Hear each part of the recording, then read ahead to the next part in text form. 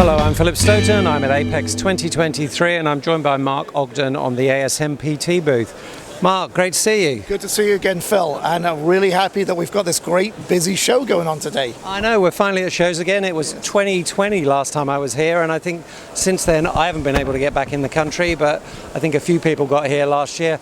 We tried virtual shows, they didn't work so good, but it's great to have everybody back here, and the footfall on the show has been great. Your booth's been packed the whole morning. Yeah, we were really happy with the traffic. We've got probably double the amount of registered people at the show since last year, and now with all the restrictions being lifted, business is booming, the interest is there, and of course that in-person thing is something you can't replace. So that's why our booth's so busy, and we're really excited to show people what we've got. Yeah, and show people what you've been doing all this time. So we've been looking at trends for 2023. We're seeing a lot of people talk about where the market's going, some reshoring, some activity there that seems to be certainly attractive to the Americas. What are you seeing here? What are you seeing in Mexico at the moment? Well, absolutely. What we're seeing is investment in the United States again, more greenfield factories. We're seeing customers that used to have box build want to learn about SMT. So a lot of the conversations I've had are back to basics. What's SMT? Because we don't do it, but we want to get into that. And then of course in Mexico, there's been a lot of reshoring of product to be built in Mexico because of the supply chain worries and other things going on geopolitically. It's been a very, very robust market in the Americas for capital equipment sales, yeah. And then as we look into 2023, obviously concerns over the economy, but I think perhaps that's affecting the consumer market more than many of the markets the EMSs are in. Have you seen a softening yet, or are you still seeing strong demand? No, we're seeing very robust demand, and I know other areas of the economy may be seeing a softening. Here in electronics manufacturing, it's going full steam ahead. Really, we're keeping up with demand just about, but really sales have been excellent. So I don't see anything softening this year in our industry. Okay. And the industry suffered from two key shortages this year, component shortages, but also talent shortages. Is that something that people are coming to you and saying, hey, we need your equipment, but we need to run it with less operators? That's certainly a factor, Phil, yes, because right now it's difficult to find and retain talented people. So most of the things that we've worked on over the past couple of years have been, how can you run the line with less operators and more efficiently? How can you put knowledge and tools in the hands of an operator so they can react to things quicker? So instead of having 5 people walking up and down a line refilling components, we want to be able to guide one person to do it all on their own. And we want to guide someone who isn't necessarily experienced in SMT. So if the system is designed to basically guide you, then the operator doesn't need to learn as much about how that works. Yeah.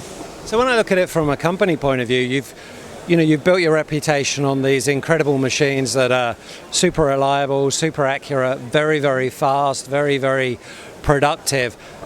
But what you're being asked for is a much more broad solution-based offering. You've got to maintain that domain skill. You've got to bring out the best machine in the market, but you've got to be able to integrate it into a software ecosystem that's more and more complex now. Yeah, absolutely. So the focus is still making best-in-class equipment. That's not changed at all for us. But as you said, the challenge now is how do I make that transparent and visible to every different user in the factory? How do I get good information to an operator? How do I get a good information to an engineer, to a supervisor, a plant manager? And all that has to be automated. So that's going to be really what's going to drive us forward in the next few years, is bringing production back to the United States, but doing it in a super efficient way with a minimum amount of operators needed and a maximum amount of visibility to the people running the factory. Yeah, and that's going to make you even more competitive as we go forward. This seems to be the show that everybody's talking about AI. Whether they're doing AI or not, they're still talking about it. Where do you see the role of AI as we go forward in terms of allowing you to make better, faster decisions on the factory floor? Well, I think right now we're at a point in the industry where most equipment that's running and most other pieces of software gather a huge amount of data.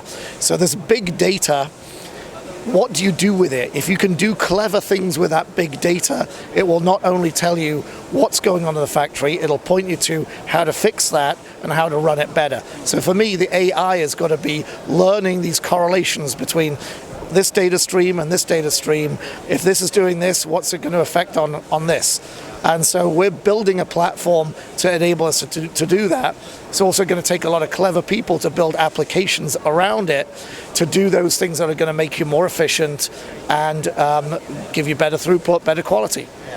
And last question, when you look at the robustness in the market and you look at the various different end user markets you serve, automotive, defense, all those, what do you see as the key drivers for development this year? So looking at industry verticals, obviously communications and servers and things like that is still very robust. Automotive is going to pick up in demand more and more as people now feel confident. They're buying vehicles, they want vehicles, but they're going to want all the electronics in them as well, right? So that's going to be a big driver. The other thing is with 5G, we will have a lot more devices connected to the internet, right? And that means things like smart watches, not just for running, but for your general health, things like that. So medical is going to, in my opinion, expand quite a bit as well. So lots of drivers there for us, yeah. Yeah, I think certainly the IoT, I think Sean said yesterday that the Internet of Things is just becoming things. Everything's becoming connected. So I think lots of opportunity. Mark, thanks for your time. Pleasure to chat as always, and all the best for this year. Thank you. Take care. Thanks a lot.